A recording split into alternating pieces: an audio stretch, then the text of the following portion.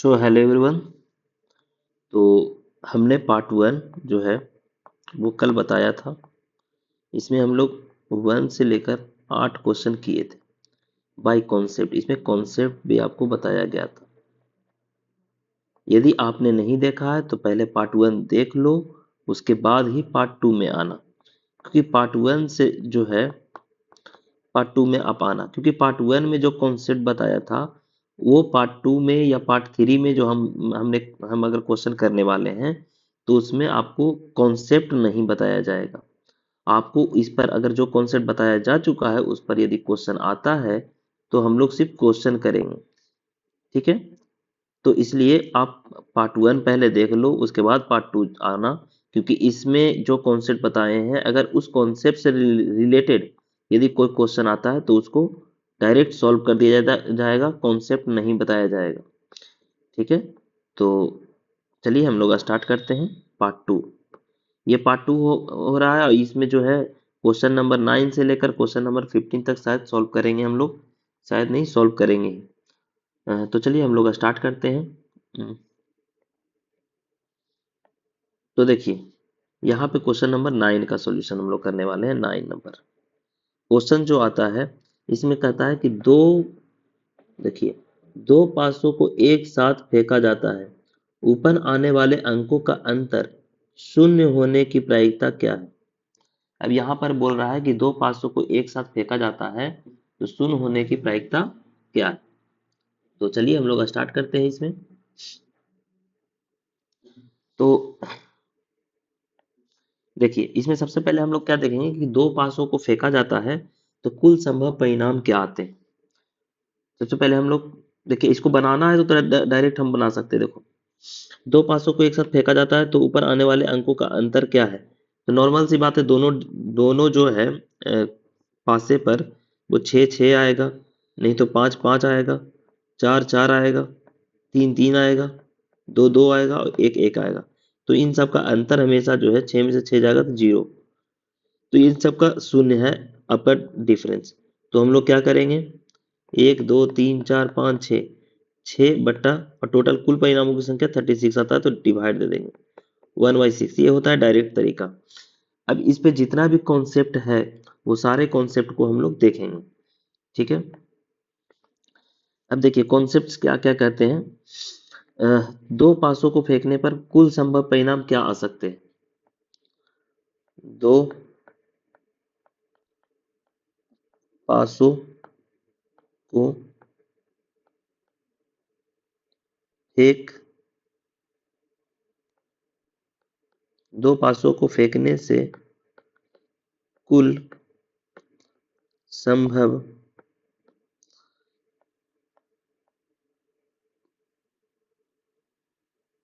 परिणाम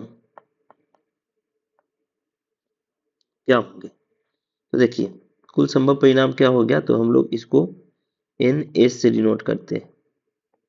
तो ये होता है आपका 36। कैसे होता है वो देखेंगे हम लोग। देखिए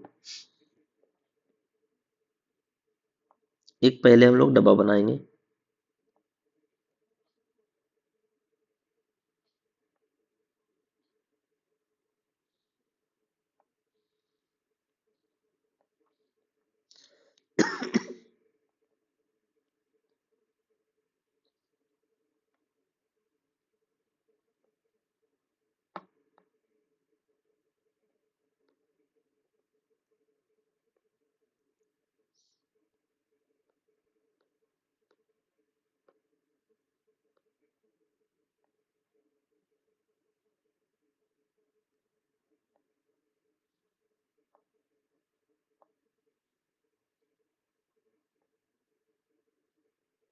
हम लोग बना रहे हैं एक डब्बा, दो डब्बा, 3 4, 1 2 3 4 हो गया, 5 6 हो गए।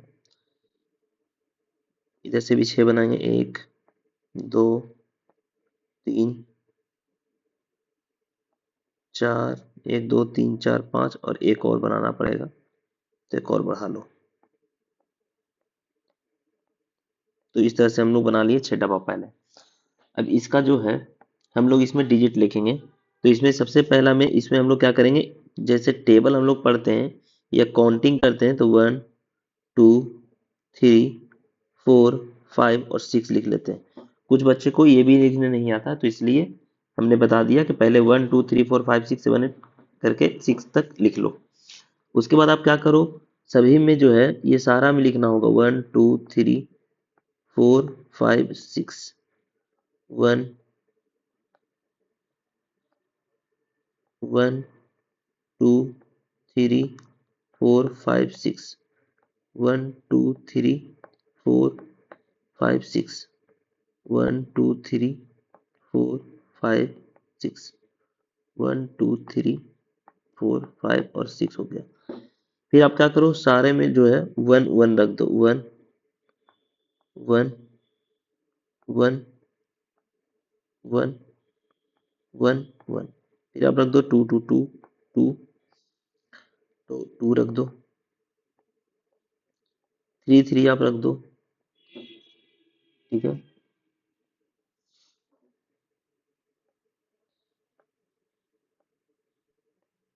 4 4 आप रख दो, 4 4 4 4 4 4 5 5 5 5 5 5 6 6 6 6 6 6, इस तरह से ये पहले डब्बा बन गया। अब ये डब्बा बन गया, ये दो पासों के कुल संभव परिणाम जितने भी आने थे सारा को बना दिया। दो पासों को फेंकने से कुल संभव क्या क्या आ सकते हैं वो सारा हम लोग लिख लिया।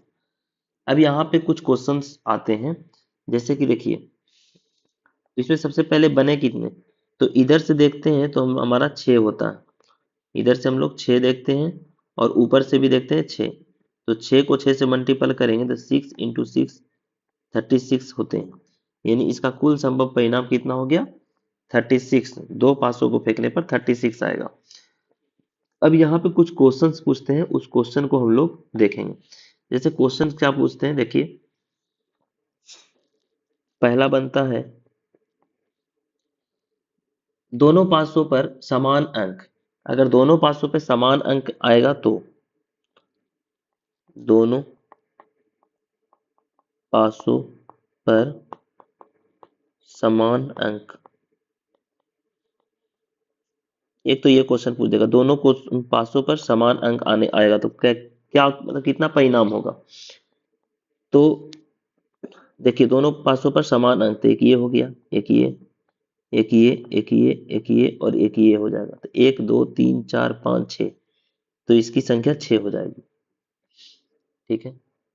अब देखिए अगर दोनों पासों पर समान अंक बोल रहा है, कभी कभी ऐसा भी बोलता है जैसा कि क्वेश्चन में बोला है कि दोनों, देखिए ऊपर आने वाले अंकों का अंतर शून्य होगा, अगर समान है तभी तो शून्य होगा, तो शून्य भी बोल सकता है, दोनों पासों पर समान अंक या यहाँ पे अंतर शून्य, अंतर शून्य भी बोल सकता है, शून्य, तो इसकी भी संख्या 6 है। चलिए दूसरा करते हैं, दूसरा में क्या बोल रहा है, दूसरा में ऐसा भी कुछ क्वेश्चन बोल सकता है कि अंकों का योग 10 से अधिक होना चाहिए, अंकों का योग जो है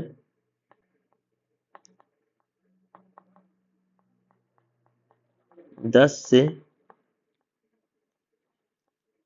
अधिक होना चाहिए, ठीक है। तो 10 से अधिक में बताइए कौन कौन सा होगा, 10 से अधिक चाहे तो 11 आएगा या फिर 12 आएगा, तो हमारे पास क्या क्या आ सकते हैं, देखिए 10 से अधिक तो 5 4 9 हो गया, 6 4 10, तो एक तो आपका 10 से अधिक बोला तो ये तो होगा नहीं, 6 4 10 नहीं, तो एक ये होगा, 6 5 11, 6 5 11 और 6 6 12, यानी 3 होगा इसका संख्या। कौन कौन सा होगा, तो 5 6 होगा, आपका 6 5 होगा और एक हो जाएगा आपका 6 6 हो जाएगा। तो इस तरह से 3 संख्या हमें प्राप्त होंगी। अंकों का योग अगर 7 बोलेगा तो अंकों का योग, अंकों का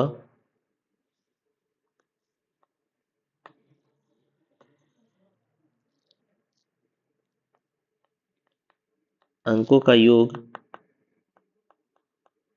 7 अगर बोलेगा तो 7 बताइए कितने का आ रहा है, तो इस तरह से देख लेंगे, आपका 6 और 1 7 हो जाएगा, ठीक है।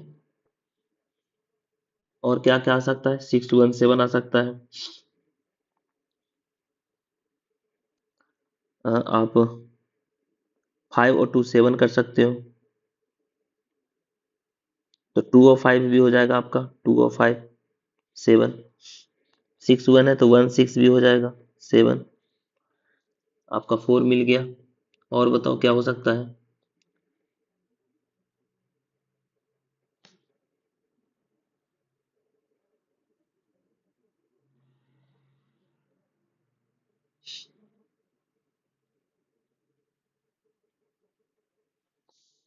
फिर आपका हो जाएगा 3 4 7, फिर 4 3 7 हो जाएगा।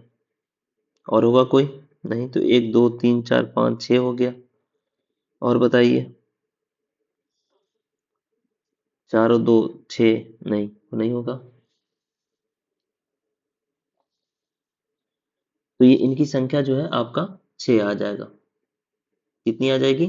6।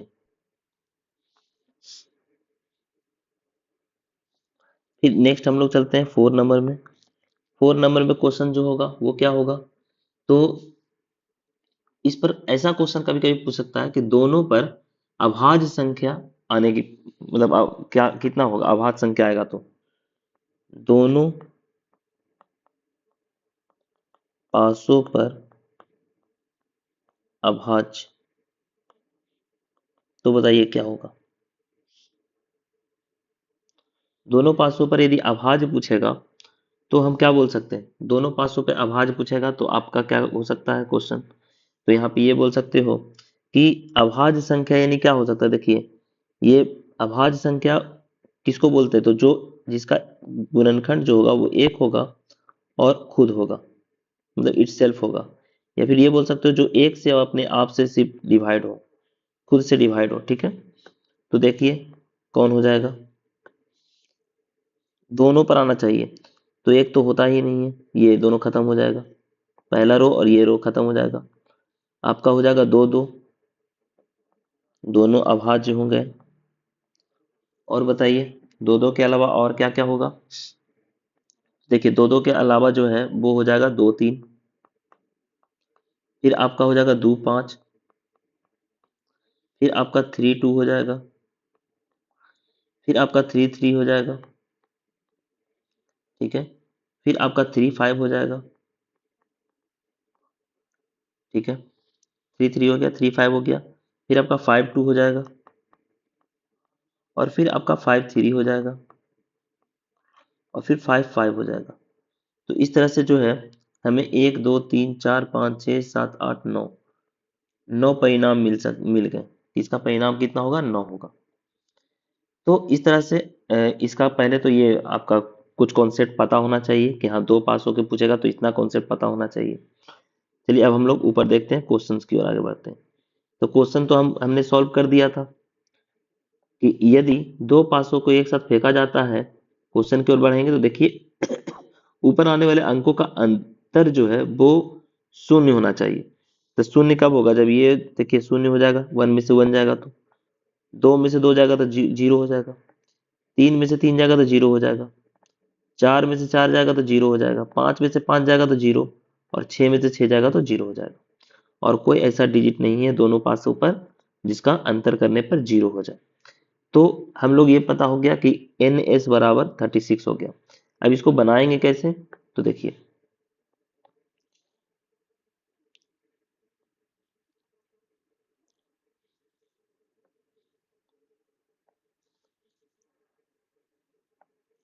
और अभी देखिए दोनों पासों पर समान अंक तो 6 होंगे, और शून्य अंतर जो है शून्य होगा, उसकी भी संख्या से 6 होंगे। अब अंतर 6 होगा तो कौन कौन सा आएगा, तो 1 1 होगा, 1 1 हो जाएगा, आपका 2 2 हो जाएगा, 3 3 हो जाएगा, 4 4 हो जाएगा, 5 5 हो जाएगा, और 6 6 हो जाएगा। तो इसको बनाओगे कैसे, सॉल्व कैसे करोगे, तो इसको लिखना होता है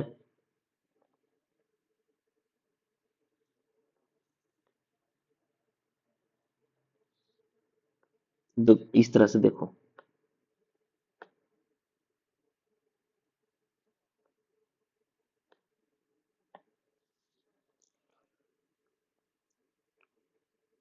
दोनों पासों पर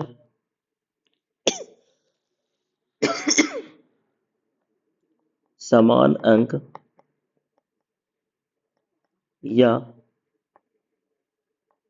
अंतर शून्य आने की घटना ई हो तो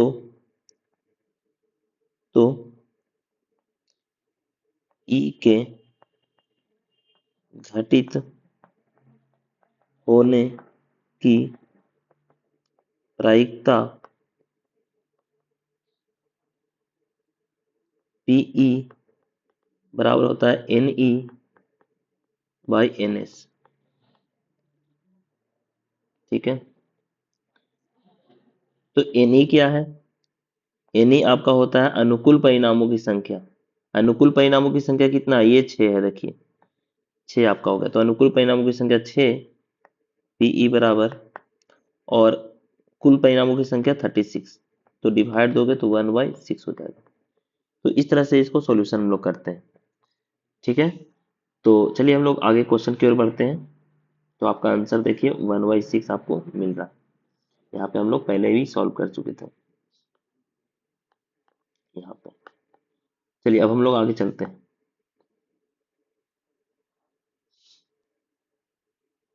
नेक्स्ट क्वेश्चन को सॉल्व करते हैं। नेक्स्ट क्वेश्चन में देखिए, नेक्स्ट क्वेश्चन में जो आया हुआ है उसका सॉल्यूशन, मतलब उसका कॉन्सेप्ट हमने पिछले क्लास में दे चुका था, समझे? इसका जो कॉन्सेप्ट है वो पहले ही क्लास में हमने दे दिया था। तो पार्ट 1 में जो बताए थे उसमें इसका कॉन्सेप्ट दिया जा चुका, तो पार्ट 1 जाकर देखें, आपको अच्छे से समझ में आएगा इसका कॉन्सेप्ट। और नहीं तो कॉपी में लिख लिए थे तो एक और पीछे पलट ले।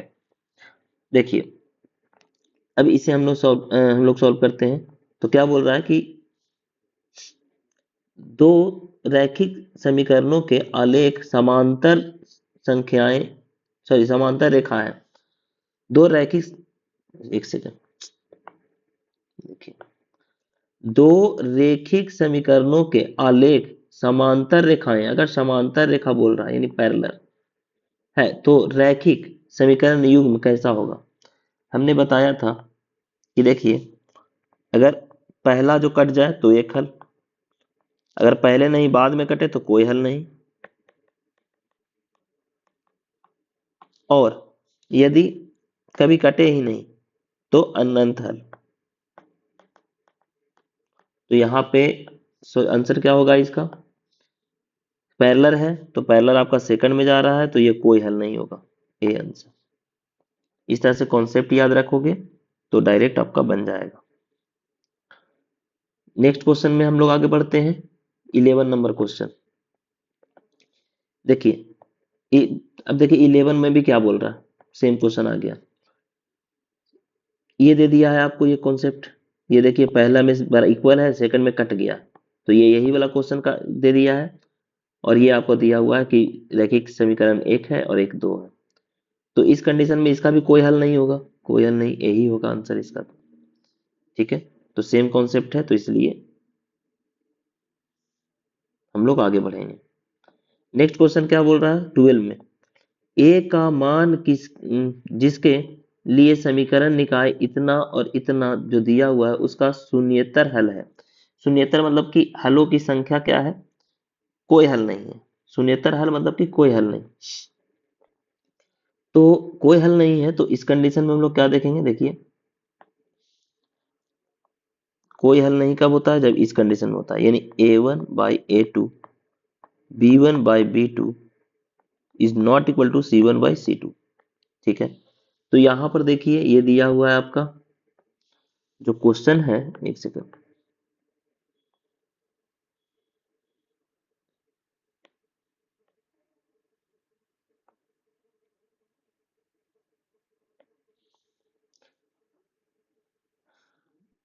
देखो दिया हुआ है a, कहा गया, a x plus 10y is equal to 0। फिर दिया हुआ है 2x plus 5y is equal to 0। तो अब देखो a1 बराबर कितना है, तो a1 की जगह पे देखो यहाँ पे, देखो ऑब्जेक्टिव है, इतना सॉल्यूशन नहीं करना है, अब डायरेक्ट देखो, A1 की जगह पे इतना है, A1 है ये A2 है, सॉरी B1 है।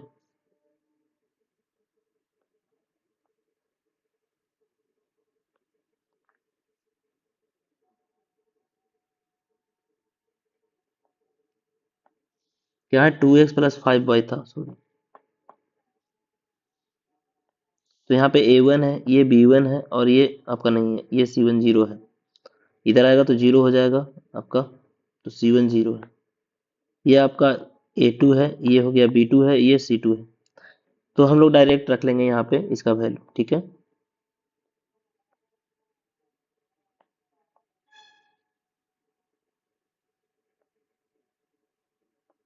तो देखो, A1 कितना है आपका, A हो जाएगा, A1 A हो जाएगा, A2 आपका क्या हो जाएगा, 2 हो जाएगा। क्योंकि यहाँ पर देखो, ये हमें यही क्यों लगाएं, क्योंकि यहाँ पे बोल रहा था कि शून्येतर हल है। शून्येतर हल मतलब कि कोई हल नहीं, कोई हल नहीं, हम लोग समझेंगे। तो देखिए, कहता है शून्येतर हल है तो इसमें A का वैल्यू क्या होगा, तो यहाँ पे रखेंगे हम लोग 5। ऊपर में 5 था, नहीं 10 था, हम लोग गलत लिख चुके थे। देखिए, फर्स्ट में 10 है और सेकंड में 5 है, तो यहाँ पे 10 है। तो देखिए, ऊपर में आपका 10 हो जाएगा, नीचे में 5 हो जाएगा, इक्वल टू 0/0 हो जाएगा। तो यहाँ पर देखो, ये तो 0 हो जाएगा आपका, ये यहाँ से मल्टीपल, ये यहाँ से हो जाएगा, या फिर इसको कट कर दो तो हो जाएगा A/2। ये आपको 5 से 2 बार में कट हो जाएगा, तो A/2 इज इक्वल टू 2 हो जाएगा, यानी A इज इक्वल टू, ये यहाँ मल्टीपल, यहाँ मल्टीपल, तो ये बराबर हो जाएगा 4। तो A का वैल्यू आपका 4 आ गया, तो आंसर देखो 4 आएगा। तो इस तरह से हम लोग बनाते हैं, ठीक है। आगे बढ़ते हैं। शून्येतर हल बोल रहा था, कोई हल नहीं, इसलिए हम लोग ऐसा किए। नेक्स्ट क्वेश्चन में हम लोग चलेंगे, पहले साफ कर देते इसे। हम लोग 12 तक देख लिए, 13 को देखेंगे। द्विघात समीकरण इतना के मूलों का प्रकृति बताएं। अब देखिए, प्रकृति के लिए क्वेश्चन क्या होता है, दिया हुआ द्विघात समीकरण, द्विघात समीकरण, द्विघात समीकरण क्या है, x square plus x minus 1 बराबर 0। ये है, मूलों की प्रकृति पूछ रहा है।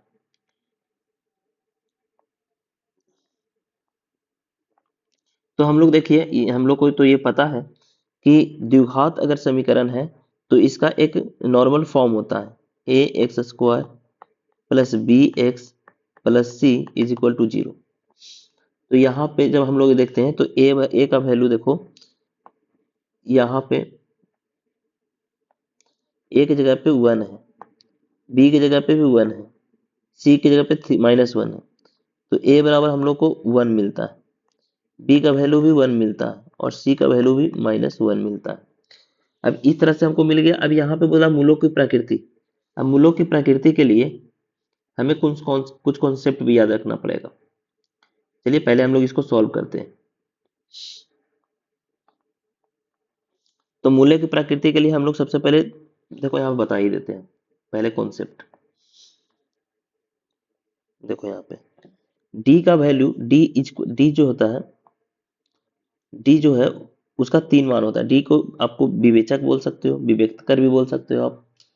तो डी का वैल्यू 3 कंडीशन होता है। डी जो होता है वो 0 से बड़ा होगा, या डी का वैल्यू 0 के बराबर होगा, या डी का वैल्यू जो हो 0 से छोटा होगा। अगर डी का वैल्यू डी की तरफ बड़ा मुंह है, देखो है, तो डी की तरफ बड़ा मुंह है, तो डी, ये कंडीशन में जो सॉल्यूशन आएगा वो वास्तविक आएगा, वास्तविक होगा और असमान होगा, वास्तविक होगा और असमान होगा, ठीक है। इस कंडीशन में वास्तविक होगा और समान होगा, इस कंडीशन में काल्पनिक होता है, या काल्पनिक या अवास्तविक बोल सकते हैं, अवास्तविक। अब देखिए यहाँ पे इसी पर क्वेश्चन आया है, देखिए इसको इसी बनाएंगे तो डी बराबर आपको निकालना है। यहाँ पे क्या बोल रहा है देखो,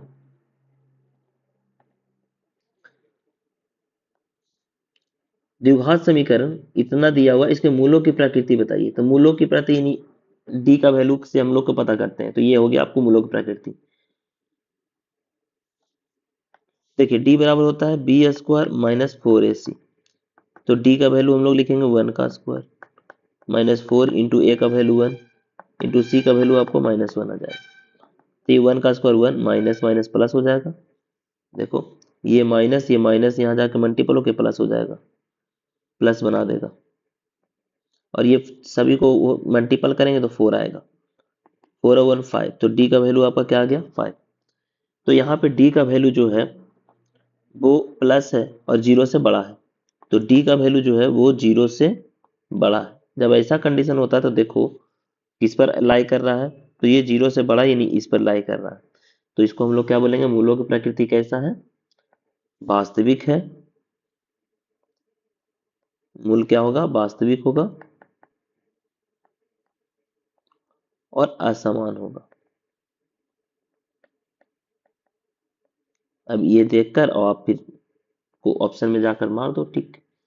तो चलो ये क्वेश्चन कितना नंबर था 13। तो ये क्या होगा, वास्तविक और असमान यानी ए नंबर ए का ऑप्शन आएगा। ठीक है, तो इस तरह के क्वेश्चन हम लोग इसको बनाएंगे। बाकी इससे रिलेटेड और जो कॉन्सेप्ट है वो आगे हम लोग देखेंगे। चलिए तो इरेज करते हैं।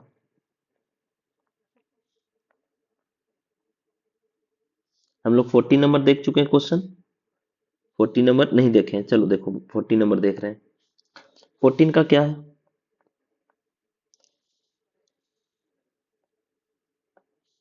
निम्नलिखित में कौन द्विघात समीकरण नहीं है।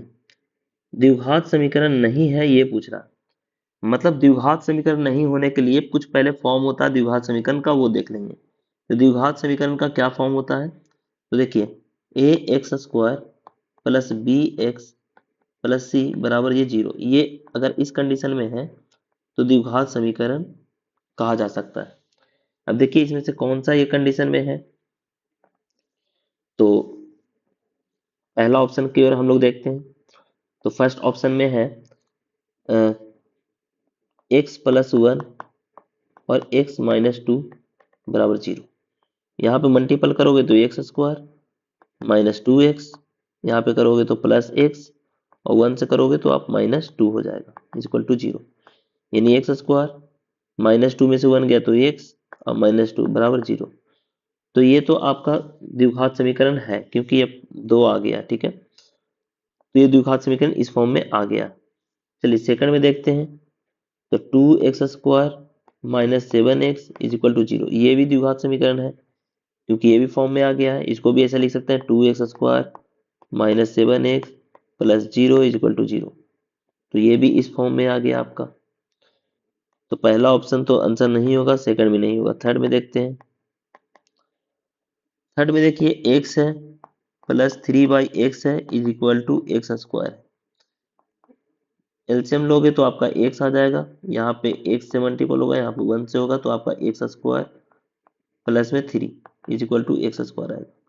इसके नीचे कुछ नहीं, तो यहाँ मल्टीपल होगा तो आपका x square plus 3 is equal to x का क्यूब हो जाएगा।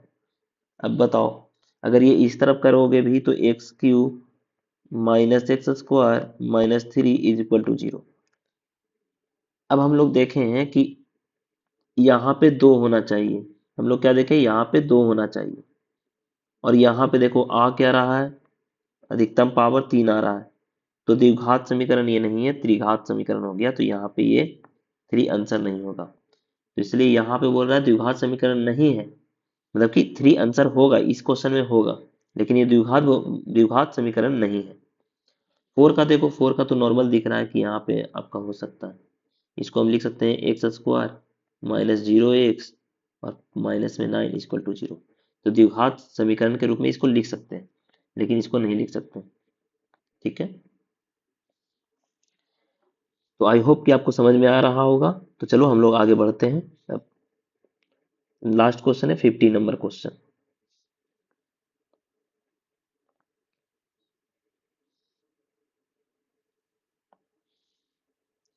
15 नंबर क्वेश्चन क्या बोल रहा है, देखो द्विघात समीकरण ये दिया हुआ है, अब इसका विविक्त कर या विवेचक निकालने के लिए बोल रहा है। अब देखो अभी हम लोग ने देखा था कि विवेचक या विविक्त कर है ना, विविक्त कर को डी बोलते हैं, ठीक है। डी से जो विवेचक होता है या विवेचकर जो होता है उसको हम लोग डी बोलते हैं, क्योंकि डी का मतलब होता है डिस्क्रिमिनेट।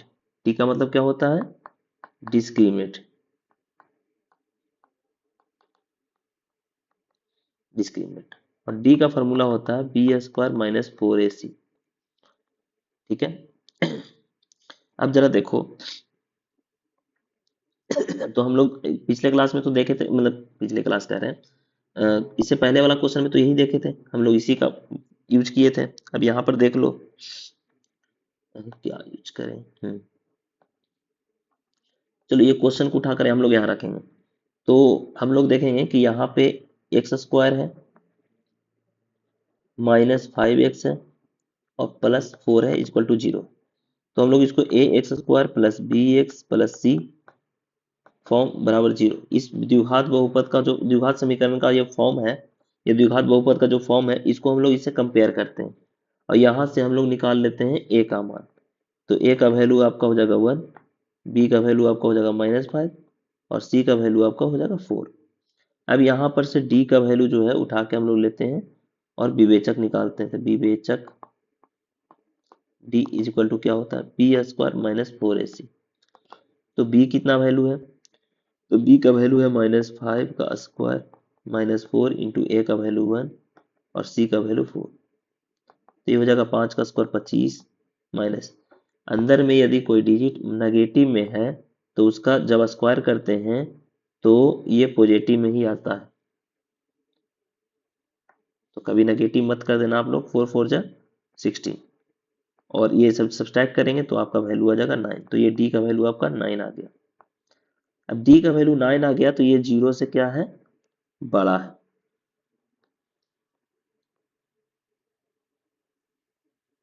देखो ये जो है डी जो है वो 0 से बड़ा है। तो मूल कैसा होगा, इसका मूल होगा वास्तविक और असमान, ठीक है। अब देखिए इस ये तो समझ में आ गया। अब ये जब डी का वैल्यू निकल जाए तो इसके लिए देखो ये क्वेश्चन तो इतना ही पूछ रहा है आपका, तो आंसर इसका आपका 9 आएगा। लेकिन अगर सब्जेक्टिव में इसका क्वेश्चन कुछ और भी पूछ देता है, जैसे कि मूल निकालने के लिए आपको पूछ देगा, तो चलिए हम लोग लास्ट में एक क्वेश्चन उस पर भी देख लेते हैं। जैसे मान लो यही क्वेश्चन है, इसी को अगर मूल निकालने के लिए बोले तो क्या करेंगे। तो चलो अभी इसको इरेज करते हैं।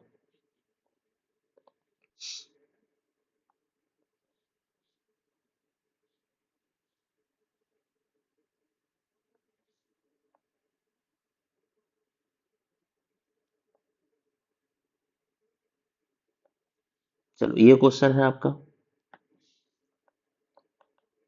अब इस क्वेश्चन में देखिए ए बी सी पता चला गया, तो हम लोग सबसे पहले डी निकालेंगे। तो डी बराबर क्या हो जाएगा, बी स्क्वायर माइनस 4ac।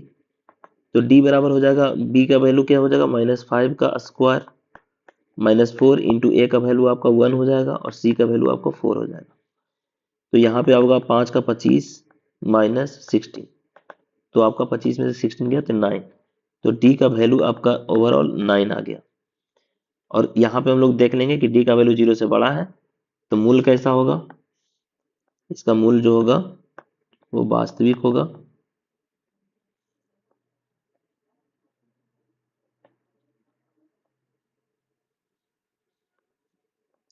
मूल जो होगा वो वास्तविक होगा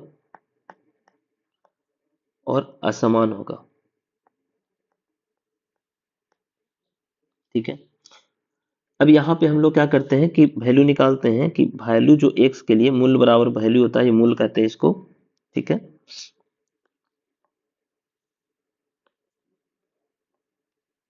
मूल्य यानी x का फॉर्मूला होता है -b प्लस माइनस √d/2a, ठीक है।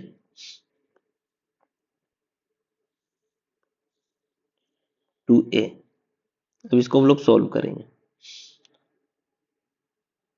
तो देखिए माइनस बी का वैल्यू कितना है, तो बी का वैल्यू देखो यहाँ पे आपको दिया हुआ -5, तो -5 रख दिए, plus minus under root D का वैल्यू आपका तो 9 आ गया, तो 9 रख दिए, बाई 2 इंटू ए का वैल्यू आपको क्या दिया हुआ, तो ए का वैल्यू 1 हो गया।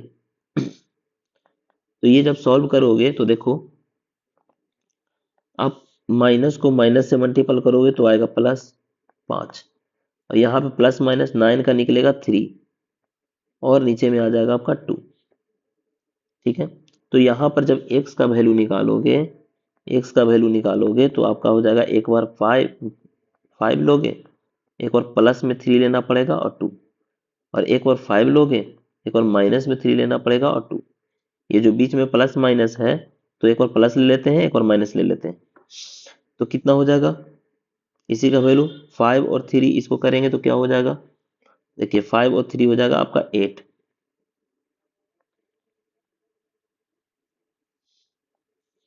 5 और 3 हो जाएगा आपका 8/2 यानी 4, और यहाँ पे हो जाएगा आपका 5 में से 3 गया 2, 2/2 यानी आपका 1। तो इसका x का वैल्यू जो है वो आपका आ जाएगा, दो वैल्यू आ जाएगा, एक 4 और एक आपका आ जाएगा 1, ये आपका आंसर हो जाएगा। तो इस तरह से हम लोग कभी मूल निकालने के लिए बोलते हैं, यानी मूल यानी x का वैल्यू, तो 4 और 1 आएगा इसका आंसर। तो इस तरह से हम लोग फार्मूला यूज करके निकाल सकते हैं। तो हम लोग 15 तक देख लिए, नेक्स्ट जो है हम लोग आगे जो है पार्ट 3 बनाएंगे, उसमें हम लोग देखेंगे। तो आई होप कि आपको समझ में आ रहा होगा आप लोगों को, और एग्जाम से पहले आप जरूर इसे देख कर जाएं, और अगर आपके कोई दोस्त हैं तो उसे शेयर करें वीडियो को, और कंटिन्यू बने रहें और लास्ट वीडियो तक जरूर देखें।